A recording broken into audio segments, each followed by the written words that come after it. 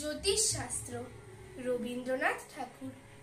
আমি শুধু বলেছিলেন কদম গাছের ডালে পূর্ণিমা চাঁদ আটকা পড়ে যখন সন্ধেকালে, তখন কি কেউ তারে ধরে আনতে পারে?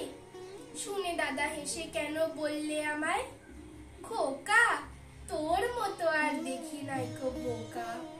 চাঁদ যে থাকে অনেক দূরে, কেমন করে ছুঁই?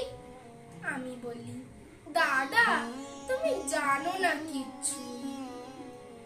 মা আমাদের হাসে যখন ওই জানলার ফাঁকে, তখন তুমি বলবে কি মা অনেক দূরে থাকে?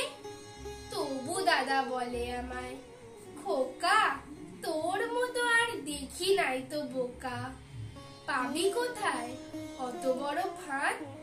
আমি বলি, কেন দাদা ওই তো ছোট চাঁদ, দুটি মুঠোয় ওরে আনতে পারি ধরে। শুনে দাদা হেসে কেন বললে আমায়, খোকা তোর মতো আর দেখি নাই তো বোকা। চাঁদ যদি এই কাছে আসতো, দেখতে কত বড়। আমি বলি, দাদা কি তুমি চাই স্কুলে যে পড়ো? মা আমাদের চুমু দিতে মাথা করে নিচু, তখন কি মার মুক্তি দেখায় মস্ত বড় কিছু?